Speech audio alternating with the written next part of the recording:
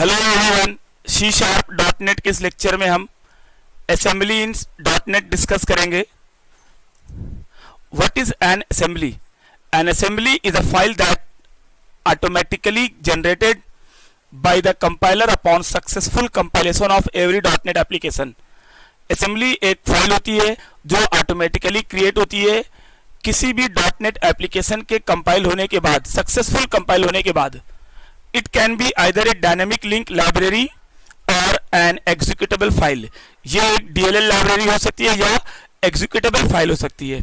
It is generated only once for an application and upon each subsequent compilation the assembly gets updated। ये सिर्फ एक बार create होती है जब पहली बार एप्लीकेशन कंपाइल होता है, और जब उसके बाद कंपाइल होता है तो वो सिर्फ अपडेट होती है, क्रिएट नहीं होती है। The entire process will run in the background of your application। पूरी प्रोसेस आपके एप्लीकेशन के बैकग्राउंड में होती है। There is no need for you to learn deeply about assemblies। आपको इसको बहुत गहराई से जानने की जरूरत नहीं है क्योंकि ये बैकग्राउंड प्रोसेस है, और जो डॉट नेट का रन टाइम CLR करता है, कॉमन लैंग्वेज रन टाइम करता है। However, a basic knowledge about this topic will help you to understand the architecture behind a .NET application। जबकि आपको इसकी बेसिक नॉलेज होनी चाहिए कि आपके एप्लीकेशन का आर्किटेक्चर क्या है। An assembly contains intermediate language code। Assembly में IL होता है, इंटरमीडिएट लैंग्वेज कोड होता है, MSIL जो हमने आपको बताया था। ओके, क्योंकि कंपाइल फाइल होती है तो कंपाइलेशन के बाद .NET एप्लीकेशन, कंपाइलेशन के बाद .NET application intermediate language code generate करते हैं। An assembly contains intermediate language IL code which is similar to Java bytecode। In the .NET language, it consists of metadata। Metadata enumerates the features of every type inside the assembly or the binary। इसमें metadata भी हो सकता है। Metadata means कि data about your applications। In addition to metadata, assemblies also have a special file called manifest। metadata के साथ assemblies में एक manifest फाइल भी होती है। It contains information about the current version of the assembly and other related information। ये assembly के current version की information और कुछ उससे संबंधित information को store करता है, manifest file.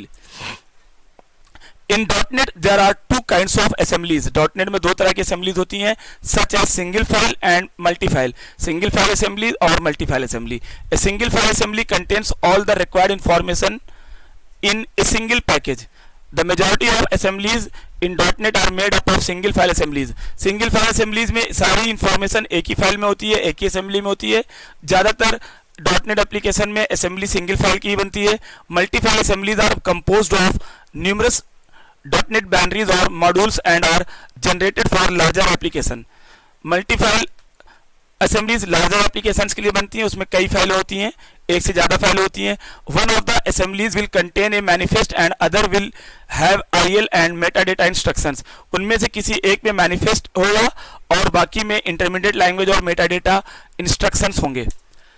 .NET supports three kinds of assemblies। .NET में तीन तरह की assemblies होती हैं, private, shared and satellite। private assembly requires us to copy separately in all application folders where we want to use that assembly's functionalities। Without copying we cannot access the private assembly features and power। Private assembly ऐसी assembly होती है जो required होती है कि आपको उस assembly को उस फोल्डर में ला के रखना पड़ेगा जहां पर उसको यूज करना है। उसको उस फोल्डर में कॉपी किए बिना जहां पे यूज करना है आप यूज नहीं कर सकते हो। Okay, private assembly means every time we have one we exclusively copy into the bin folder of each application folder. अगर प्राइवेट असेंबली है तो उसको हर एप्लीकेशन की बिन फोल्डर में कॉपी करना पड़ेगा, तभी उसको हम यूज कर सकते हैं।